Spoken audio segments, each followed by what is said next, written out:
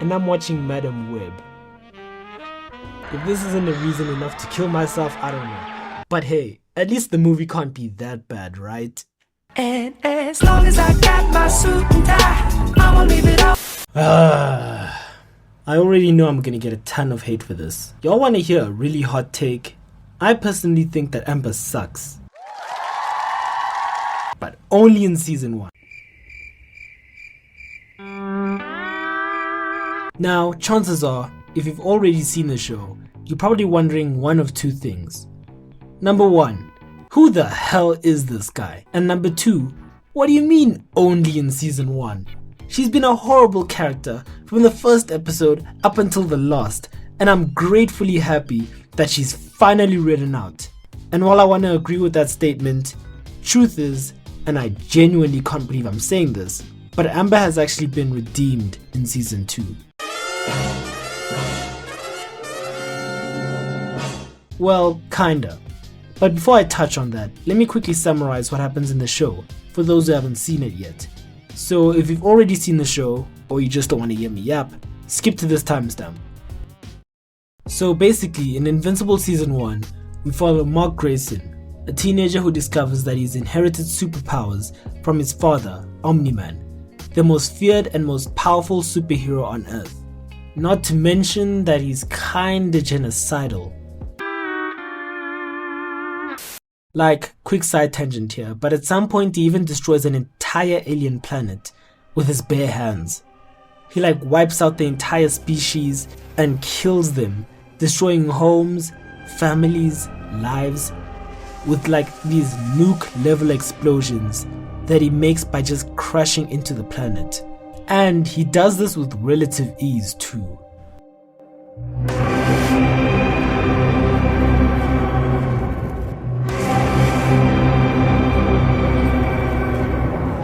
He's also available in the Fortnite item shop. But as Mark trains and begins his own superhero journey as Invincible, he also has to navigate the challenges of balancing his personal life, school, newfound responsibilities, and mostly his relationships. Because of course, being a teenage superhero, he's constantly fumbling the bag. Check this out.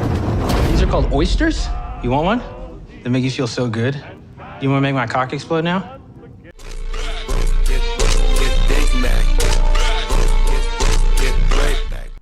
Anyways, underrated Riz aside, Mark only has one girl during season 1, that being the all-lovable, all-wonderful Amber... fuck.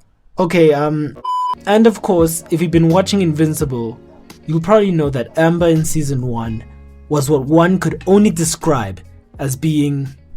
what's the word I'm looking for here? Why are we fighting? We're fighting because you lied to me. You made me feel stupid and unimportant. It's a secret identity. And because you don't trust me. I'm trusting you now. Oh my god. I mean, it's cute you think that's enough. But... oh yeah. An absolute bitch. Yeah, sorry, I can't say that word myself because YouTube will ban me for life.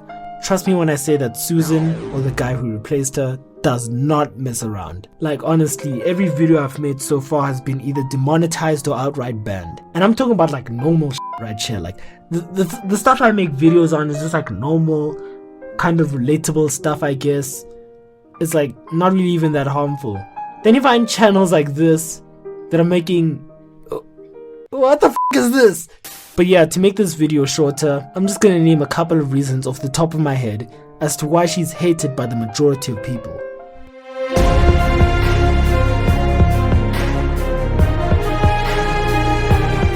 Now there's usually 3 things people bring up when giving a reason to hate Amber. Number 1, communication issues. Mainly that Amber's lack of understanding regarding Mark's double life as Invincible has always led to frustration and tension in the relationship. For example, when Mark misses or cancels plans without good explanation, Amber becomes extremely frustrated, unaware of the reasons behind his absences, at least at first. This mostly has to do with the fact that they barely communicate properly though, leading to Mark having to make up top tier excuses like this. Yes, I'm 20 minutes late, but there's no way you're gonna be mad at me. And how do you figure that? Because I brought you Japanese cheesecake.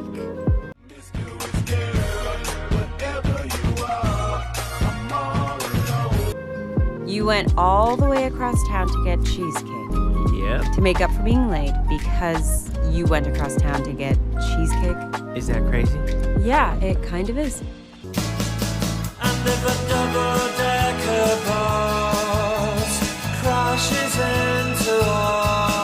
Some viewers, including me, perceive Amber's actions as emotionally manipulative, specifically when she breaks up with Mark to teach him a lesson about honesty. This is the dumbest moment of season 1 too, when Amber decides to end the relationship after discovering Mark's secret, despite Mark's efforts to explain his reasons for keeping it from her. Keep in mind that he has actual valid reasons as to why he did not tell her that he is invincible, but of course, being Amber, for some weird ass reason she decides to break up with him. Oh no, but that's not even the worst part. Number 3. Unrealistic expectations. In season 1, Amber has seemingly unrealistic expectations of Mark, which forces him to prioritize her over his superhero duties. This is highlighted when Amber is disappointed and frustrated with Mark's absences, always expecting him to be available and attentive to her needs, even at the expense of his responsibilities as a hero.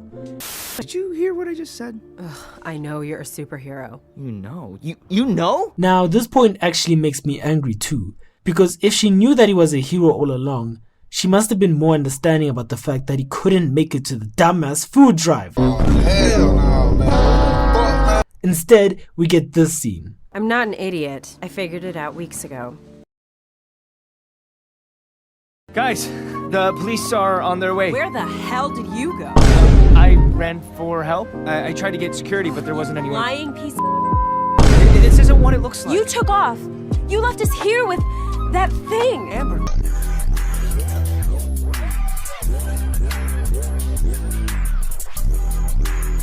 You said you wanted to start over. You said that. You promised.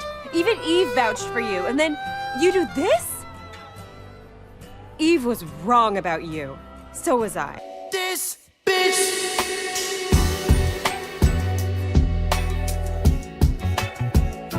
Now, while all of these reasons are all 100% valid, I still do believe that these issues were somewhat resolved during season 2.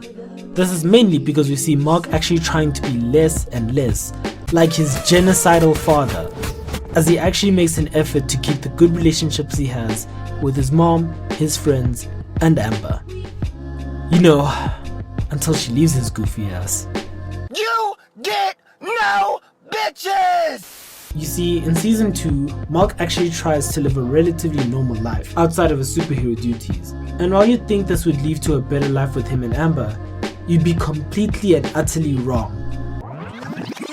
Right. Yeah, you'd actually be right. Against all odds, Mark actually gets a lot of free time with Amber this season, which resolves the first issue they had of miscommunication. Plus, Mark actually lets her know when he's going on a mission instead of making up some dumbass excuse. Like, honestly, what the hell was this supposed to do? She finally understands that Mark, get this, is a superhero, and thus he has an extremely complicated life. So instead of demanding more attention like she normally would, she actually comforts Mark, trying to emotionally assist him rather than manipulate him. Hey you, how's it going? Hey, come to your window. Mark? I have to go away for a few weeks. To space again. Like, right now? A lot of people are gonna die if I don't. I'm sorry, but No, stop. Don't apologize. Never apologize for saving lives.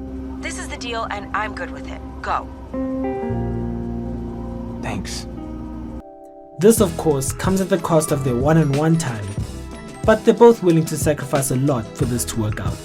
However, with all that sacrifice, there must come weakness, because when they finally get free time together, this happens. Grayson, did you hear me? Mark? Whoa, hey. Yeah, I know this also happens, but that's actually not what I'm talking about. I'm actually talking about this moment right here.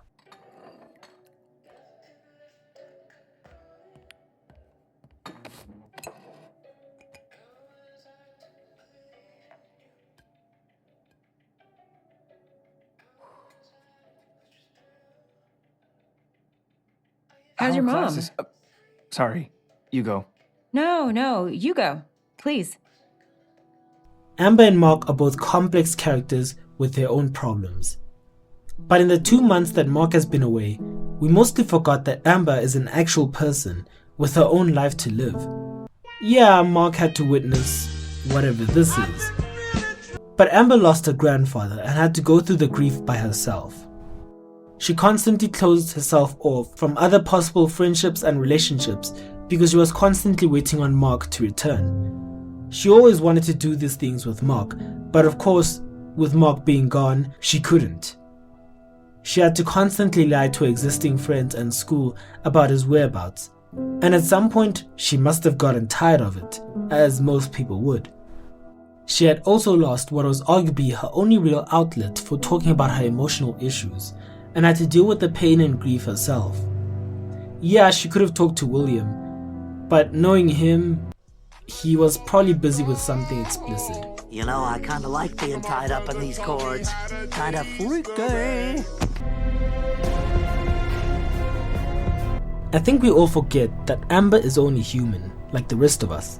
And sure, while she loves and respects Mark, she ultimately can't relate to his issues, like having to go to the bottom of the ocean to marry a fish queen, or constantly fighting kaijus, or beefing with a race of Martians, or having to go out to space for 2 months to protect a race of bug people.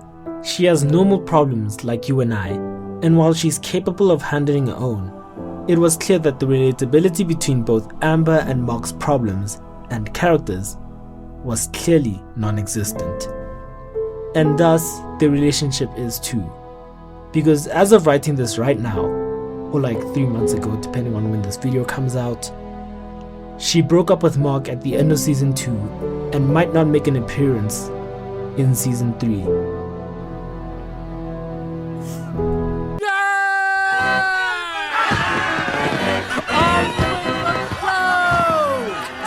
But at least she went out having been redeemed, and ultimately became an actual character.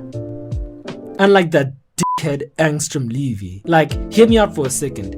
Bro had the powers of a god, was extremely intelligent, he even had the Rick and Morty portals on him, sent Mark to all of these different dimensions for God knows how long, and he still died like a bitch.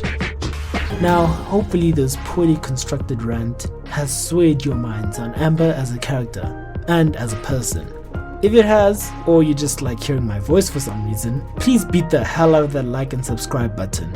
If it hasn't, and it just made you hate Amber even more, then I don't know what to say, dude. Like,